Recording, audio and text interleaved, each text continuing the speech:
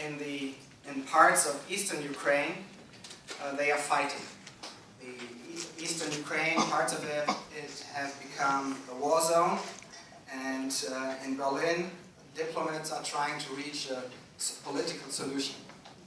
I think most of you attended the presentation by our German Foreign Minister, Frank-Walter Steinmeier, yesterday when he was talking about this complex issue. I'm not going to summarize now the events from last November up until now, because by doing so, I would already present a certain narrative of the Ukrainian story. And this is already part of the conflict, because we have several narratives, and the battles are not only in the affected areas with heavy fighting, but we have battles of narratives in the media, especially social media. Right from the beginning of the Euromaidan in November, you could see a lot of misinformation and propaganda on the internet. And the fact is that all sides of this conflict, and there are more than two, I would say, try to control and influence this narrative to their own advantage. And for promoting the narrative, all sides not only use traditional media, but also, and especially nowadays, social media.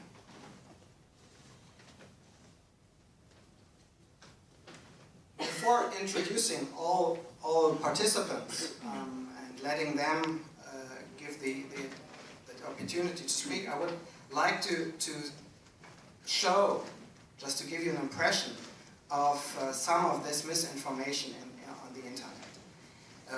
And since it's difficult to have the emotionality of Russian or Ukrainian language translated to an English audience, I just wanted to give you some fake pictures that were on the internet. And then you hopefully understand the intensity we are facing at the moment. This was a picture in a not very well-known traditional online media in Ukraine, showing supposedly military operations by the Ukrainian government in Donetsk.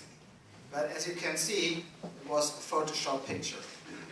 And on the right side you see the original picture, and on the left side you see what propagandists did with it. Another one was this picture in a Russian social network, Goncharenko, which is quite similar to Facebook and very popular in Eastern Europe.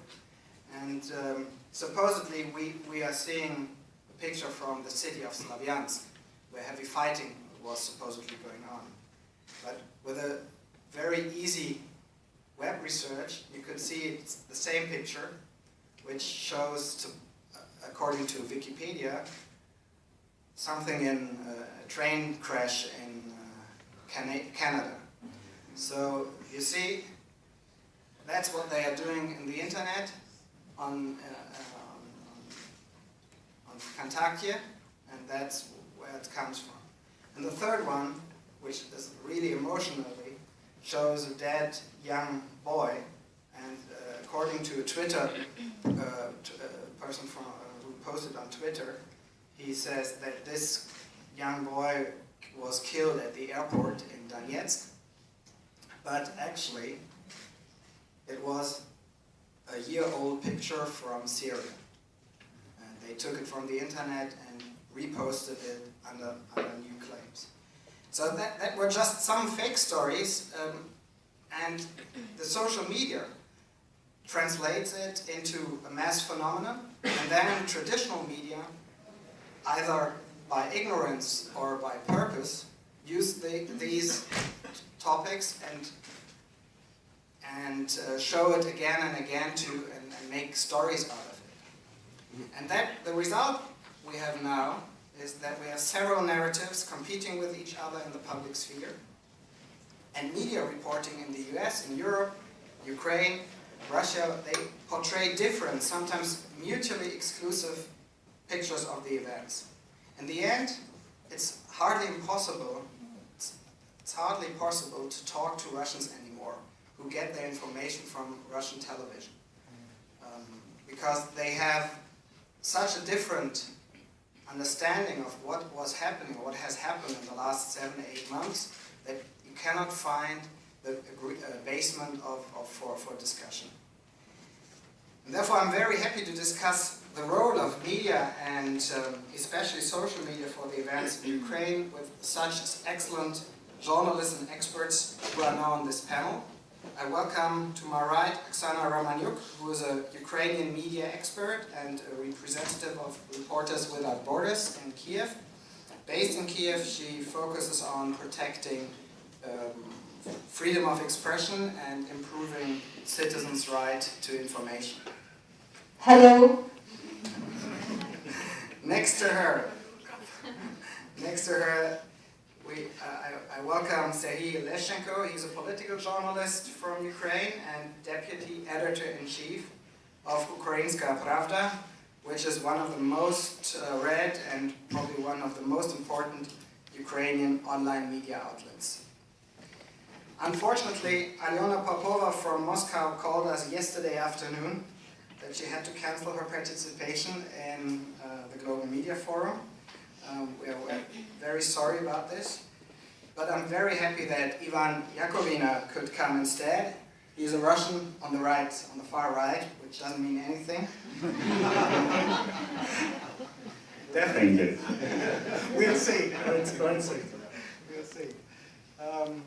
He's a Russian journalist and was editor of at one of the main online news agencies and news websites in Russia, Lenta.ru. And he created the Ukrainian section some years ago when they had one.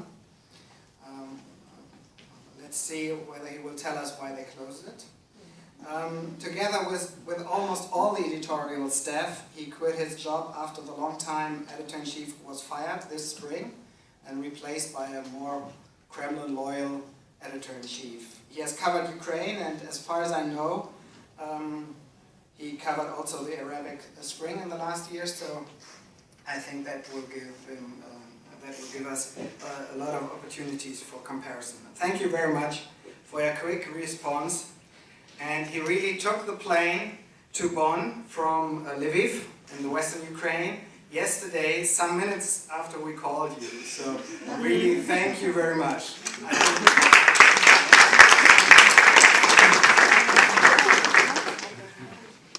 And last but not least, I welcome Roman Goncharenko from Deutsche Welle. He works as a reporter for Deutsche Welle, and in the last months we sent him several times to Ukraine, where he was born, but he is now a German journalist for a long time, and he was in Kiev at the Euromaidan, even during the darkest hours when people got killed in the streets, and later we sent him even to Kharkiv, Donetsk, Slavyansk and Kramatorsk, where the places where heavy fighting is going on now at the moment. So he knows the situation on the ground very well, and I'm happy that he's sharing his impressions with us. So, Oksana, I would like to start with you. The Euromaidan was organized